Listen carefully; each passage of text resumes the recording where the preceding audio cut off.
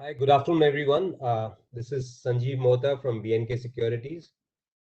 Welcome all of you to this another fireside chat with another interesting speaker that we have today. We have Mr. Anup Nishan. He's the promoter of Tronex Motors. It was used to be called Volta Motor at some point, and it's now part of Samtron Smarton Group. So, uh, Tronex Motors is actually a pretty interesting company. They are into e-bikes with big plans. So Anup, welcome to this fireside chat, BNK. Yeah, hi Sanjeev, thank you. Yeah, And hi. good evening all. Great to be connected with a community of like-minded people. So yes, Sanjeev, yeah. So any Yeah, question? yeah, sure. So Anup, we also have Mr. Annamalai Jairaj, who's based in Chennai. He heads the auto team. So he between me and Mr. Jairaj will ask questions, and if also anyone from the participants has a question, they'll put it on a Q&A chat, and we'll ask that question as well. So just to start, Anup, I guess you used to be called Volta Motor, as I said. Now you are Tronex, and you actually started with the B2C framework, but now you moved B2B. Also, now you have global ambition. Just wanted to understand your whole entrepreneurial journey. How did you start? What has how what has happened over the last few years? How you've morphed into where you are today? Yeah. So basically, I started my journey. I'm actually from Chennai, so I started my journey, uh, working as an automobile designer. So basically, I what I do is I design vehicles for a living. So that is my work. So I work for a couple of companies like Daimler, Nissan, Honda, etc. as a designer. So designs means not something related to the engineering. It is pure whatever you touch and feel in a car, interior or exterior, any automobile. That is how I started my journey off with. So it wasn't challenging much for me to experiment more beyond the existing ordinary thing. That is why I had to venture out. In fact, my first venture was called Maxpeed Designs, specializes in designing motorcycles for celebrities and brands. Especially, we have taken projects for brands like name is like Hero or Tekken Auto. So we do a lot of projects, which is more of a design studio, and that's how I started my journey on. So this was the time when startup approached me back in 2012, and they've asked me, you know, can we build an electric scooter? I don't want to name the company, but they are number one in India today, in the electric two-wheeler space. So uh,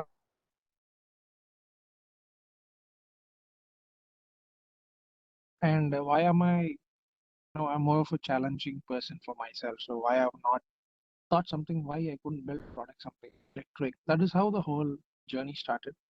And my dad, who's been into automotive as well, so I would say gracefully I picked up automotive from my dad, and uh, the entrepreneurship came on my uncle. So basically, he's a very passionate philanthropist, you can call it. So basically, he has been asking me this question: why you have a talent which you don't want to work 9 to 6 job? Why you cannot do something? Create an ecosystem where you employ and you create an ecosystem where it never existed. So that is how the motivation started, I would call. Being in getting into entrepreneurship is leaving a job back uh, 10 years ago and getting into entrepreneurship was a big deal. So that is how it started. And the first company which I was mentioning, Maxpeed Designs, so it picked up well. So after this, small deal or challenge, I would call it, that is when I started to work on electric automobiles. I had no clue what an electric has. I don't even know how a motor works. I had no clue how a battery pack is. What is a battery pack? I don't even know what is a lead acid versus 10 years before. So that is how I started my journey with no clue from nothing. And the curiosity of me uh, to know what is what, how is this works, why this cannot be made here, why it is imported. All this stuff brought me all the way here to found a company called as Volta Motors. So during 2014 and 15, when I used to build motorcycles, cafe racers, super bikes, sport bikes, etc. So I always ask the question why I could not build a scooter, right? So something which India has been adopting when this Honda Activa revolution picked up, men started riding scooters because earlier scooter was more of a manly, not a manly, it was more of a womenly product. So that was the first time I started building scooters. And back in 2014-15 itself, just to prove that electrics are awesome, that was a theme I picked up. So I built a scooter which can travel 280 kilometers on a charge. Of course, it's a prototype. Of course, it's a very expensive prototype. I used my whole savings on my first startup to build this product. And then I had dropped the plans of building the scooter because uh, one very important reason is India wasn't still ready. Awareness was not there, and the manufacturing costs on the battery packs and motor was very high. So this scooter, if I'm saying I've built it, doesn't mean that I've taken a motor from you know China or any other country and I've built it.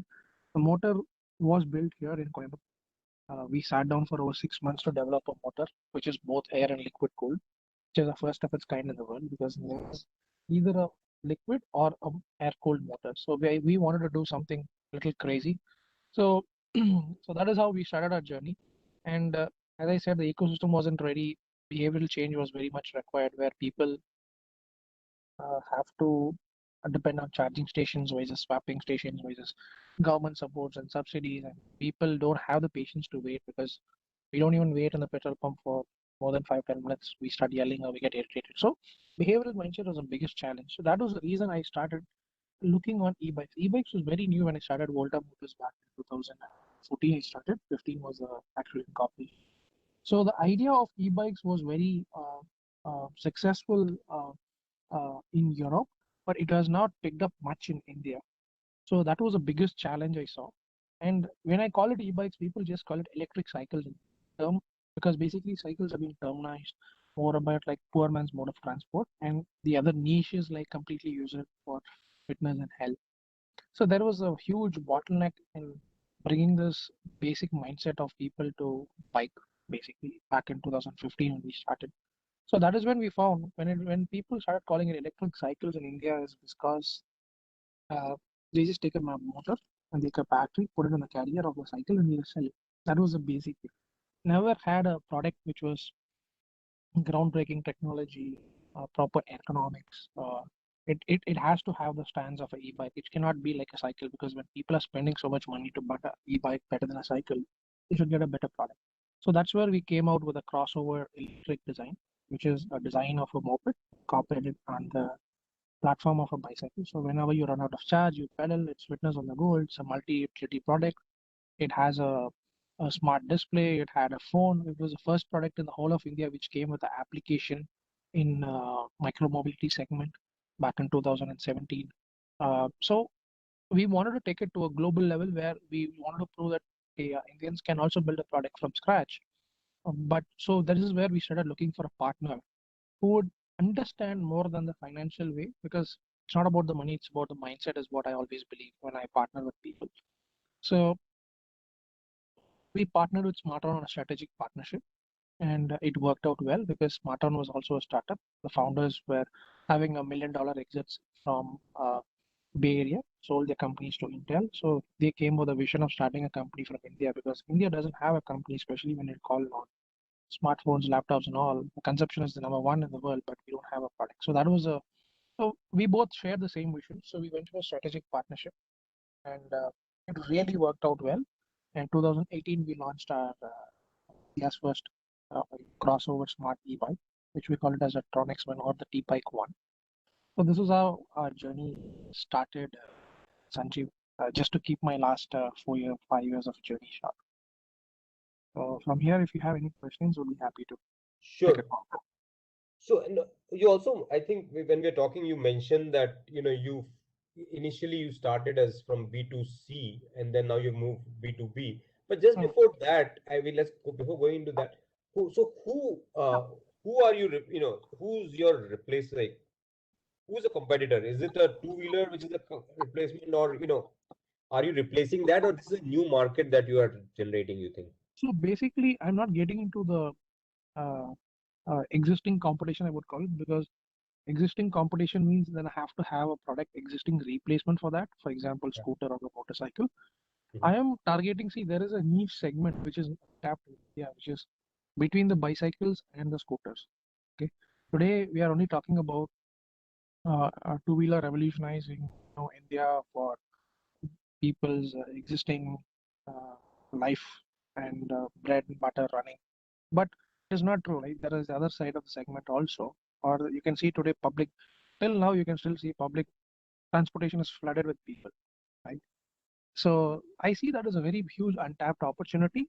So this is between a guy transitioning between a bicycle and a two-wheeler is how I see. And this is also for people who are bored about existing two-wheelers, because two-wheelers have been the same for last so many decades. It has never been exciting, right? You just sit on a moving wheel and you just move around. So e-bikes are a fantastic products when it comes to multiple utility applications like health, fitness on the go. You can throttle to work, pedal back home. So instead of spending the time in the gym or cardio, you can spend the time with your family or your good ones, right? So it's basically a multi-utility product which people have never seen it. So I would say this market exists, but people doesn't know that it exists. Hmm. But it's I saw some of the photos that you're doing, and some of the bikes that you're also looking at are like delivery vehicles. So are today with Swiggy and Zomato all over the place, and they're using all most of it is two-wheelers. Yeah. Are you actually also looking at that market? So basically, the major reason why we went from B2C to B2B was the cost, right? Today, India is a cost-driven market. I'm talking about the majority of the market, not the other side. So basically, what happens today is today a lot of companies like this Yulu, Smart Bike, all these big brands like Jump, uh, all these big brands in the world are trying to make uh, you know um transportation affordable. Right? You don't need to invest in asset. No, a lot of leasing companies are coming in because the future is going to be. No one wants to invest in an asset, maintain it, take care of it, service and all. So this is how it's going to revolutionize. That is one of.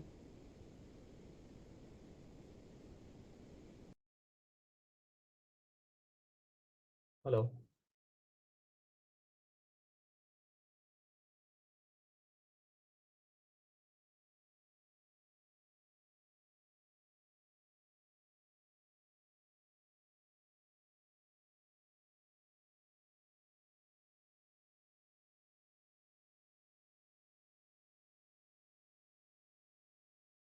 Hello.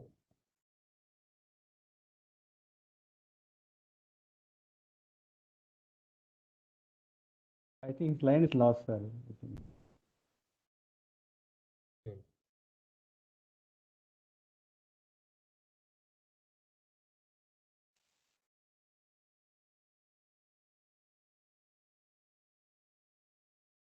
Hmm. ಹೌದಾ? ಅಲ್ಲಿ Tirumala Tirumala. And there's no traffic, and it's also fitness on the go. So what happens when you cannot buy it or you Uh, cannot afford it? You Anup, use sorry, B2B as a model. Anup, sorry. For last 2 minutes we lost you. So. Okay, okay, understood. So I'm saying B2B is the right way people get faster access to electric vehicles. That is why we are using B2B as an access to have a faster adoption of electric vehicles for the users. Right. And we are working with whatever companies you have in mind. We are already working and doing pilots with all the companies. And what makes us different is we are building only B2B products. We are not going to do a B2C product at all. We are only building B2B products because it has phenomenal access, because whatever products you see in the are all B2C products converted into B2B products. Right? Basically, the same motorcycle what he is using it for his family or his commuters only, is using it for his work also. So the efficiency of using by putting a bag or a delivery thing, this and that, it's not so efficient. So this is where we are coming in and we are building the right product which fits the market. Right. So, And all our products are also 90% we have localized it in India in last 1.5 years. It's been 2.5 years since we moved to B2B. 1 year was more of an experiment. It worked for us. Last 1.5 year we've been working on localizing it. right. So what I'm understanding, B2B is slightly different from a general thought that we have, that you are not supplying to a hero or someone else, but you are supplying to a large user. Is that the right way of looking at it? Correct, Sanjeev. Right. Basically, you're not buying it, you're leasing it through another company. So we are selling it to the leasing. Right. Okay. So you're giving it to the leasing guy who's then clearing it out. Okay. Understood. Yeah. So currently, and you're also looking at exporting this, right? So currently, from what I understand, the size may be not that large, maybe 10,000 bikes or something like that, right? But I think your plans are very big. Yeah, correct, Sanjeev. Today, in last 2 months, we have opened up 3 countries: Chile, Kenya, and Ireland. And we are opening up more countries because today 90% of the products which is used globally, especially when it comes to electric two-wheeler, are all built in China. Especially after the pandemic, all the companies are looking for a different country where the manufacturing is faster and accessible and people understand what they need. That is India. So today we are having great access to a lot of clients. We are already working with 12 plus countries, which I don't want to be very optimistic here, just to just to want to say it, but we are working on it. Out of that, we have already entered 3 countries, and we are very hopeful to enter 10 more countries in the next 3 to 4 years. Countries, matlab, not just sending bikes, but on a large scale volume of expansion. Right. And so what kind of size you think you can do over, let's say, next 5-10 years on this? See, we are looking in next 5 years, we wanted to put minimum conservative number. I like to always put a conservative number because even our e-bike, even though it goes 85 to 90 kilometers, we only say 50 kilometers. So I love to be very conservative. So we wanted to do a minimum 500,000 to anywhere between 750,000 units is what we are planning to do in next 5 years. But the market is responding more faster. So we are even now getting rid of our manufacturing, because once you get into the manufacturing, right, you get diverted a lot because manufacturing is tough today. Right. So we are working with big global partners who can manufacture our vehicles for us, like how Foxconn does it for Apple. So we are talking to them if that kind of a surge is there, because we don't want to invest heavily on manufacturing, land, this, that, manpower, all that we don't do. We wanted to be very, very focused on technology and new innovation and effort. These are the 3 things we are very focused on. Right. So, coming to, the price of this bike is something like I think minimum is some 40,000, right? Is that right? Or Yeah, the first bike which we made was almost 60,000 rupees because it's a completely tech-savvy bike. But if you compare our bike with a global bike in the global market, it is 1/5 the cost. right? So, Because the tech what we are giving for that cost is nothing. We are giving it on the cost, basically. Because right, we just wanted to get started in India since it's our home ground. So that is the reason we started operations here. right. So, But now, recently, we have built a new bike, Sanjeev, for half the cost with the same specs. And this bike is 90% built in India. But the first bike was built 90% outside of India. Since right, 5 years ago, we never had the technology because the material used in our first bike is the same material used in the fighter aircraft, which is 7 series aluminum. So right. just to give you a highlight why we cannot do the first bike. The material doesn't exist in India at all. Right. Sure. And if I compare it to, so one of the issue with EV in India has been that there needs to be charging stations, there needs to battery is a challenge. How are you how different is your cycle in that sense? See, we are not just into electric e-bikes, we are also getting into the e-moped space. We have just launched it this year. You can check on our website, which we can call it call it as a flex cargo.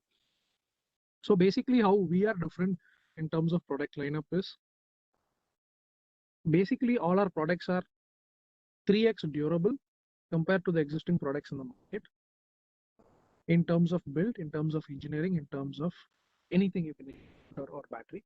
In terms of battery packs, our battery packs, whatever we are giving, is being designed and developed in India, and it's been designed for the Indian roads. For example, the lifetime is you will get 25% more lifetime because our BMS with the the multiple sensors or the intelligent sensors we have developed takes care of the battery life. When the battery is on overheating, it will try to cool it down with a cooling system which is inbuilt. So like that, we have developed a lot of innovations and patents as well. So that is why it has taken 5 years for us to even have a start. Right. But these batteries are made in China, or where are these batteries made? Again, so it depends on the client. So basically, there are two categories we give: affordable and long life. Affordable batteries are cells coming from China. Packs are made in India. Super life or super durable ones are the ones which are coming from. We have partnership with Panasonic, so we use Panasonic cells and also Samsung cells. Depends on the client's requirement. So we make it as a tailor-made. Each client has a different. Right. And who else is doing this in India, or are you the only one? See, we started this and we are the oldest, I would call. There are now multiple companies. Now there are like every month one guy opening up a company in the e-bike space. But I have not seen anyone doing it like what we do, because what makes us unique is we have our in-house development team, which is with Smartron, which is software, hardware. Now we are also developing our own IoT logs. We are also doing our own complete fleet management software. Because let's say in a city where tier 2 or tier 3 city, someone wants to buy 20 or 30 of our bikes, but he wants to also track. He doesn't want to invest anything in software. He just has to buy our bike and pay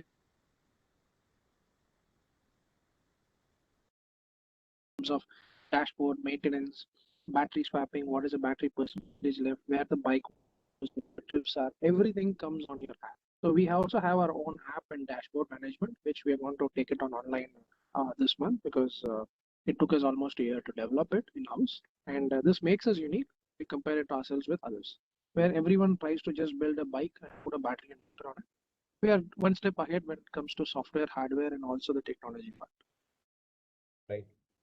Wow, that sounds pretty interesting. I'll hand this now to Mr. Jairaj. Jairaj, if you can just take it from here.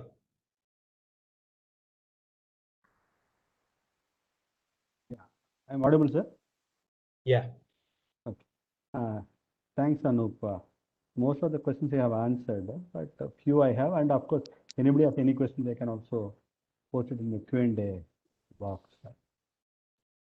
See, you talked about this lithium-ion batteries. No? So, generally, what is the capacity of the battery? Capacity is already mentioned. 0.5, is it? That's Sorry, what- come again. 0.5 kilowatt hour, is it? Yeah, it depends what pack you need. I We see. don't say it's not just standard one which we do. As I said, Mm-hmm. 50 kilometers range. So we make it tailor-made based on their requirements. I But the casing stays same. So we just need to change the chemistries and the cells. So see. And of course, the range will depend on the battery you choose, that we understand. But generally, what is the normal ranges normally you get in this? So basically, our lowest of the range is 50, which is still underrated, I would still say, because on the road we are doing 70, 80, but we keep it very conservative. Mm-hmm. The highest is 150. This is proper conservative range, not based on any equation. Because today people with 6 amp battery claim 50 kilometers a day, where I'm giving 14 amps of battery and still claiming 50 kilometers a day. Mm-hmm. So you understood, right, what I'm coming from? Because Yeah. we don't want to go as per RI or whatsoever. Mm-hmm. And the charging points are the normal plug points, is it? Yes, yes. All are standard charging. So what makes unique in all our bikes is all the battery packs are swappable. You're living in an apartment or you're living in a house, you can remove the battery pack and charge. Also, you can charge it with the bike. It's your call. How much will be the weight roughly? Maybe 4-5 kgs? Again, the lowest of the capacity is 3.5 kgs, the highest of the capacity is 5.5 kgs. And the charging may be overnight or less than that? 3 hours. Why do you need? So we don't actually give all this cheap chargers. Our chargers are all like basic charging time is only 3 to 4 hours. This is with the highest capacity battery. Mhm. Okay. And if you leave the battery, what will be the import content? Any import content or all the others are locally made? So basically, see, we don't import anything except the powertrains. Okay, sales you're anyway getting it in India. I'm not paying any dollars and I'm not bringing any of these things. Anyway, you know the whole India has picked up a lot what you saw 5 years before in the EV. So I buy sets from our Indian subsidiary, Selman. I just buy my powertrains, which we are also looking to develop our own powertrains in next 2 years from now. And I mean, our understanding there is no fame incentive for these bikes. Why is it actually? Why is it? I mean, I don't know because people think they wanted to give it for the bigger players who are into a high speed. But I don't know why because you know high speed is you need an ecosystem. Today, if I go and buy a MG 5 lakhs, I don't even have a charging point to go between Hyderabad and Chennai. So you can always use only EV as your second vehicle. So people don't realize that it's always your second vehicle or only within a certain city limits you can travel with your EV. Doesn't matter it's a car or a two-wheeler. I don't know why they don't do it, but that's what I said. The best for EV is to move around as a micro-mobility, which is e-bikes or e-mopeds. But we are not getting the incentive because of the speed limit, is it? Not really, because government has put up a cap saying if there's a minimum 1 kilowatt of motor, you get incentives. Where this doesn't fall under that. No, that you are not getting that 1 kilowatt range, is it? It's just 0.25 kilowatt. Yeah, okay. But you said you are selling a lot in the overseas countries and you are also talking to a few other countries. But generally for these type of bikes, there is some incentive in the global markets or? Yeah, huge incentive. In fact, today France gives you $1,000 incentive. It's huge incentive. We in India we are not able to crack that part. Earlier they were giving in fact for low speed. Basically what they are telling us, sell the bike without the pedal will give you incentive. That is a big joke, right? The whole point of selling the bike with the pedal is to make people bike and stay fit. No, actually, the thought process, I think, from the government side is they don't want to know, I mean, subsidize or give incentive to the lower end vehicle because then the Chinese will flood the market, no, with those type of. So Not that is really. thought process. Yeah? Not really. Today also you are having 95% of the vehicles in India as Chinese two-wheeler. Still a lot of new startups have come up right now. It was only still Chinese, right? So there is something called even high-speed scooters. Whatever you're seeing in India, except Indian brands, are all Chinese. Like Ather is not a Chinese, definitely. Ola is not a Chinese. Except them, rest all are running upon the Chinese things only. The small players, I mean, still have brands who are selling high-speed scooters. It's all Chinese. So there is no proper document which says. But earlier they were giving for low speed also, but now they have cut it. In FAME one it was there, yeah. And so in whatever you said France there is some incentive. And what is the criteria in those type of countries generally? So basically now after pandemic, now a lot of countries have started giving incentives for people who are biking. If you bike, you get, doesn't matter it's a e-bike or a cycle. If you bike, you get an incentive. Okay. So that is the best way they have made people to stay fit, especially in countries there. But here, due to the there's no proper lanes, we don't have lanes, don't have the right infrastructure, and some cities like Chennai where the weather is crazy, so people don't bike much. Especially, I'm talking only when it is hot. So these are also some downsides, but I think if government pushes a lot of, say now, Zomato has commented that they wanted to move 25% of their fleet to cycles, apart from electric, because bikes are actually very good to make people fit. Because Not telling this because I'm running a company. Even if I'm not in the space, if you ride a bike a day, the way your body gets fit is the next level. Where e-bikes comes in is basically to help you to stock off. You're exhausted. If you don't want to sweat going to office, you can ride an e-bike. So it's one step above, basically. Yeah. And generally, these vehicles registration is not required, no, either here or overseas markets also. Correct. That is why we don't fall into that 1 kilowatt category. We are still in that 0.25. But if there is no registration, then generally funding by NBFCs and banks will be an issue, no, as a system. Not really. Today, you see all the low-speed scooters in India. Out of electric scooters sold, almost 70% of the electric scooters sold in India are low speed. None has the registration number.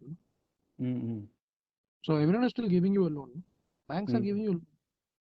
If you want to go and buy, to keep the long story short, let's say Hero is selling some 10 electric scooters. Out of that, 7 are low speed only. They're giving you loan, Hero Electric. Doesn't matter if you have a registration or not. Today you're getting a loan even for your cell phone, right? You don't need a registration basically. All you need is that you should have a right criteria to get into that. And by the way, we are working with a lot of NBFCs. Just to give you the highlight, NBFC connected companies.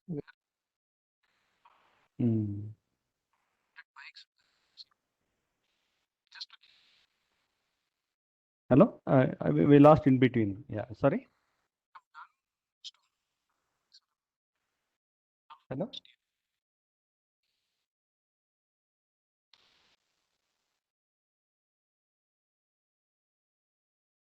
Hello. Mr. Anup, you could hear us? Yeah, I can hear. Okay. See, in chat box, one question has come. Is the product limited to urban markets? How can we expand the accessibility into the rural markets? So this is the right. You have made the right product for the. Hi, Anup. Sorry to interrupt. Can you bring the speaker where you're speaking closer to your mouth so that we can hear it clearly? Can you hear? It's a little disturbed. No, because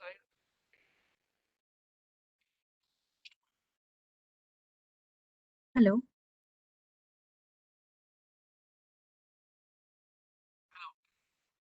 Yeah, Anup, a little louder, please.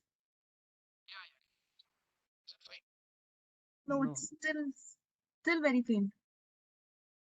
Maybe my internet connection is bad. Yeah, this is better. Okay. Yeah. No, the question was whether the product is limited to urban markets. Can we expand the accessibility to the rural markets? So this expanding, we are trying to get one more affordable product. Because people really don't need more of a functional product. So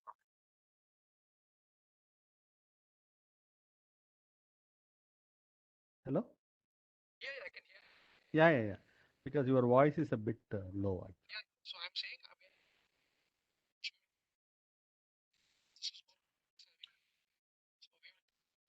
Anup, it's still a disturbance. Request if you can again reconnect to the link that I've shared with you. Maybe then you'll be able to hear you better. Give me a minute. Yes, thank you.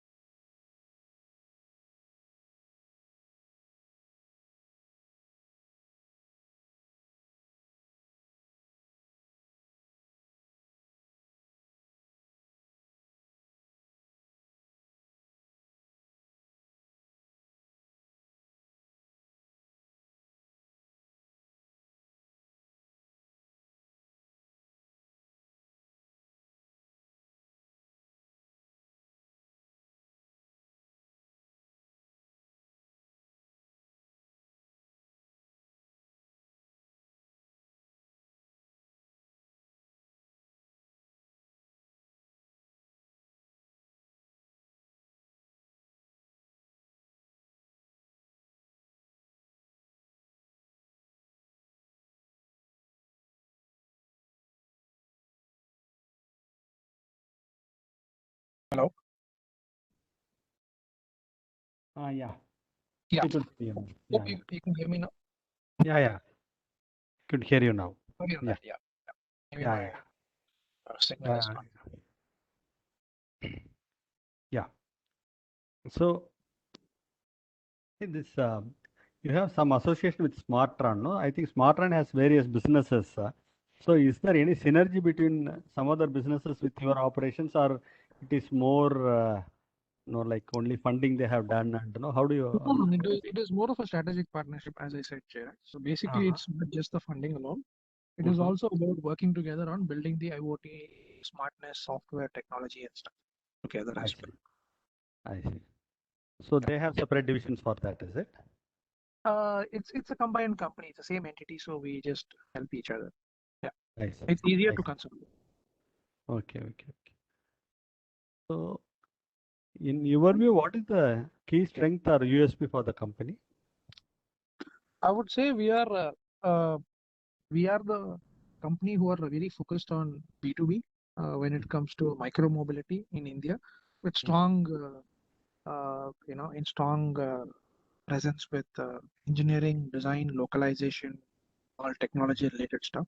Because SmartRun was also into building smartphones, tablets from India, and we have also good backgrounds of people from various verticals like semiconductors and phones and laptops and stuff. I think that gives us much access of working with bigger companies. So today we are using the new lock we are developing is a Qualcomm chipset lock. It's not so easy to get a Qualcomm chipset license. So we are the Qualcomm 5G chipset holder also in India. So SmartRun is also working with you as well for launching up a manufacturing and designing up a phone as well for 5G. So like that, we have a lot of good history background and company. Okay. And now on the product side, you said now you are exporting to overseas markets as well as you are focusing on Indian market. Will the product be entirely different? I mean, significant changes between products for the country wise, or broadly it will be similar and you make some minor changes to suit the local country like that? Yeah, there is a minor changes basically based on the components and the requirements which the client has. For example, the headlamp, it needs to have a European certification. We need to export it to Europe. In India, you don't need. You just need a BIS certification. So basically, just to give you a difference, I just told you this. So it's small changes on components, but we are basically not building products. We're building platforms where the platforms can be used for multiple product developments. So I don't need to completely rebuild a product from scratch. I have a platform I can build on top of it whatever product I need. Yeah, that's how we are different in terms of products comparing to the Indian products. And in the overseas markets also it's B2B, is it? Yes, it is B2B. But there also B2C doesn't work, is it? And not really like that. We don't want to really now start spending a lot of money into all this marketing and all these things right now, because we wanted to do at least close to some good revenues, close to 30 or 40 mil before we start working on the B2C. Because once we have that kind of a revenues, then raising funding becomes easier on a large chunks. Small chunks doesn't work for marketing when you want to go and launch as a Indian brand for other countries.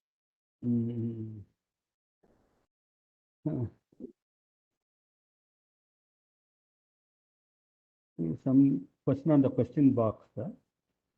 What is the micromobility market size globally and in India? Where do you see the Indian micromobility market in the next 5 years? Okay, so in next 5 years, by 2025, India is going to be close to $5 to $6 billion market. Okay, and globally, we are talking about 35 to $40 billion market. This is the next 4 years, and this was all the data I'm giving you based on what from all the McKinsey and other studies. But especially after pandemic, whatever last 5 years growth, we are already achieved the next 2 years growth in 2020 and 2021 due to the pandemic. There's a huge boom in the micro mobility, especially after the pandemic.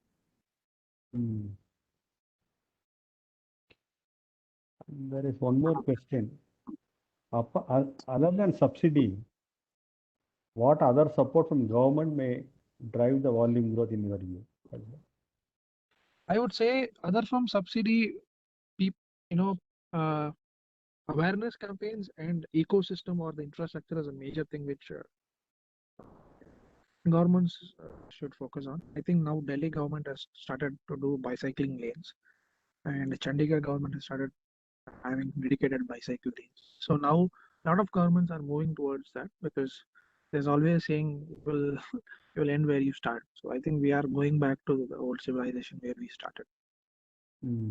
So in the foods also you can see people are running more behind the carbs and all that stuff. So I think ecosystem plays a major role and awareness plays a much And by the way, people picked up a lot of biking, especially after the pandemic. You must have read a lot of news. All the bicycle stores are running out of stock. Yeah. Yeah, so the huge demand, not just in India, also globally. So what people used to make in last 3 years, they are pushed to make it in last 1 year. That is a demand. But to promote these brands, a lot of these companies do some rallies, that some marketing events. But are you planning anything like that, or those are all very expensive? Nothing to be expensive. We already have orders, so there is nothing we need to push ourselves and promote because we are already giving a quality product. Because in B2B, the beauty is you don't have the marketing cost. You give them a good product, they will take. And you give them a good service support, it works. But the publicity is word of mouth only, is there? Or social media? No, we have our own ways of connecting with the companies. We already have worked a lot of pilots before the pandemic. So now it is maturing to us as a business audience. But yeah, I mean, how does the servicing you do? Because when you don't have a dealership network, how do they approach you, or how does the servicing work? See, definitely the client will have a service team. Whoever is doing a volume, they will always have a service team. We train them up. If people cannot do it, then we send our service team to get it serviced. Doesn't matter wherever it is in India. Outside of India, we train people and we also fly people to make sure things are right to get it right. And from your experience, many services have come from the electronic side or from mechanical side? Mostly mechanical because our electronics is perfect.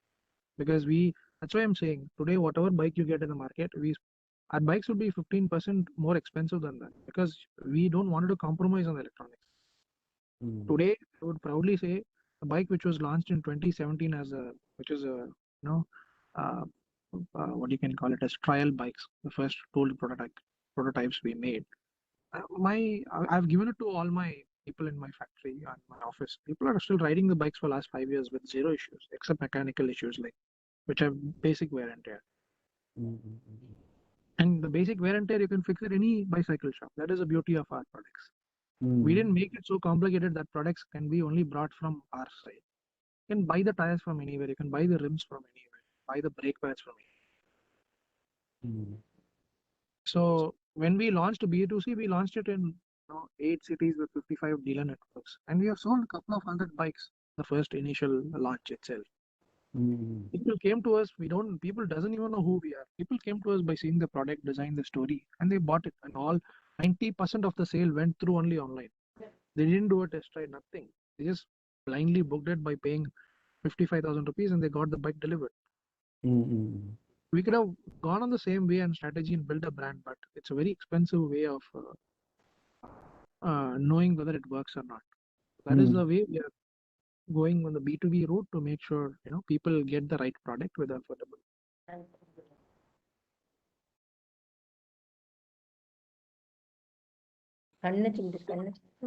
So,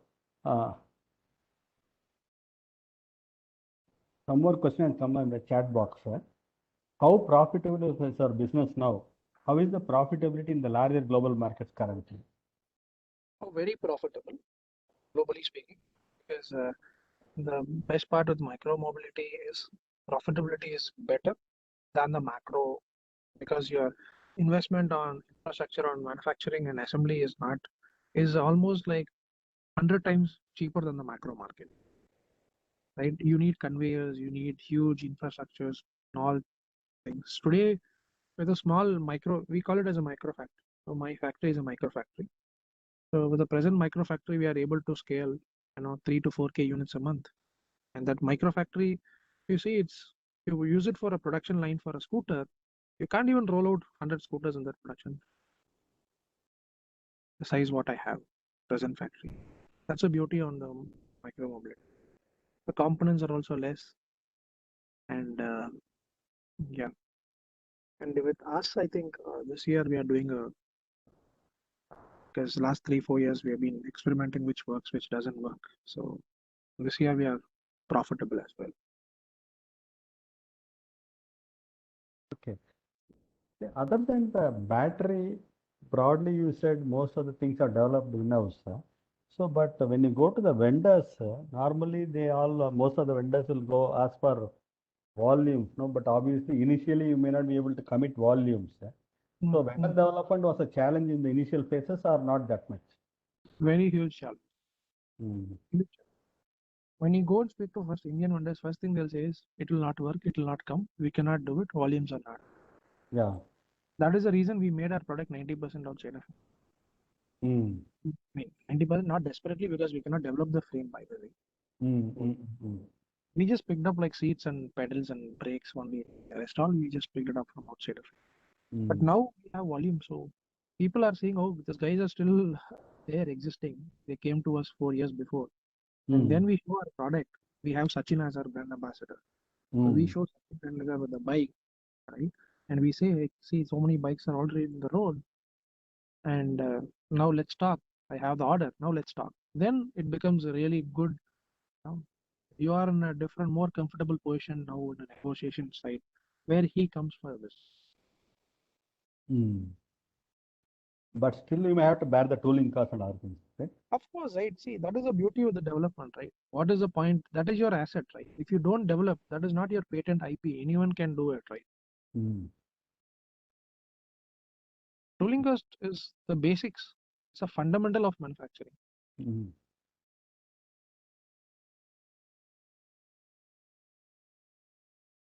And one more question has come. Do we have any patents? Of course, we have patents on all the products. Oh. I think we have already crossed some 15 plus patents on the product in last 3 products. And we are filing yet another 3 or 4 this month because we are launching our new product next month. And you said it is going to be 50% the cost of the previous vehicle. So where the major cost difference has come from? I mean, structurally, whether it is on the mechanical parts or due to scale, or how did you try to get that? 2 things. One is scale. Second is localization. I'm cutting down almost all the import duties. Today, if I need to import, I'm up to pay with all duties, logistics, cost. I'm already paying like 35-40% of my cost only on the taxes.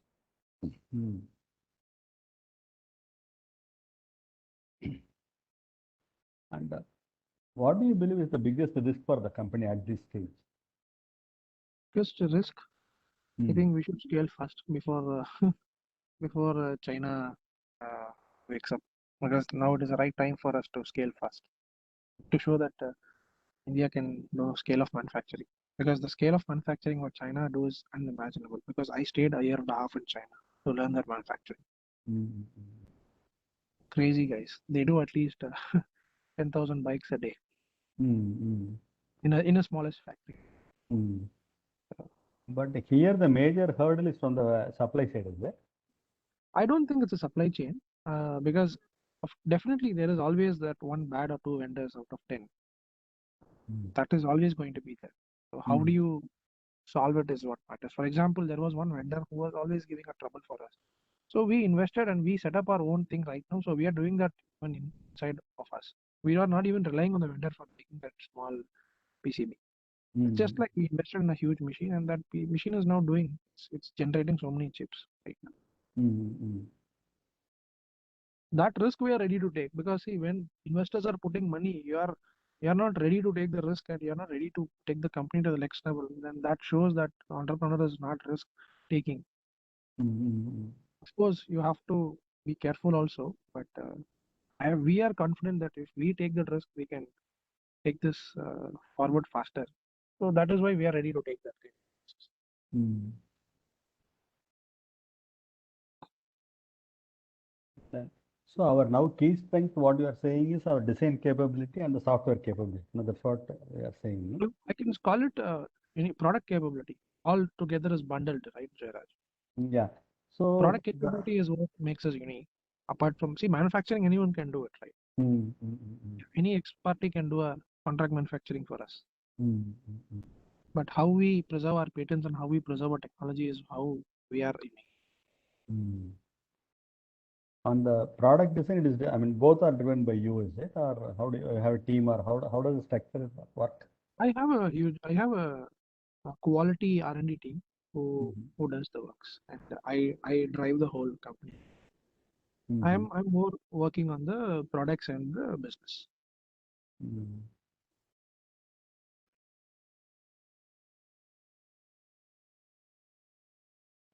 Any other question has come in the question box?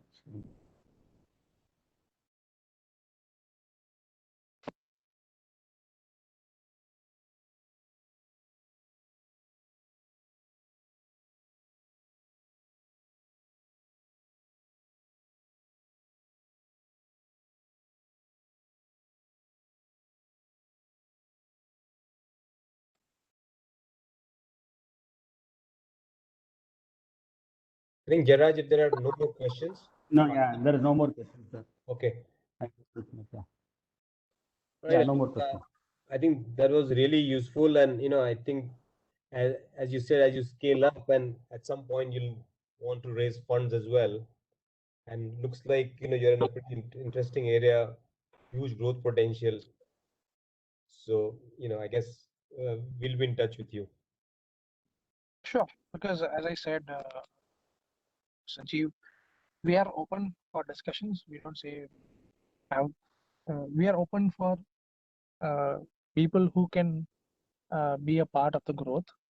As I said, when SmartOn, we were not just taking, because we also won money from Kalari Capital back in 2016, but we picked up the offer because it was not about the money. It was about how can we scale, and because the biggest challenge for the entrepreneur is you need the kind of a support system to scale. So I think SmartOn was very supportive of that scale. So that was why, and the vision was very, we wanted to build a global Indian brand. That was a reason we went ahead on that path. Sure. Yeah, no, absolutely. So wish you all the best, Anup, and we'll be in touch. Yeah, thank you guys. Thank you, Sanjay. Thanks for the time, Anup.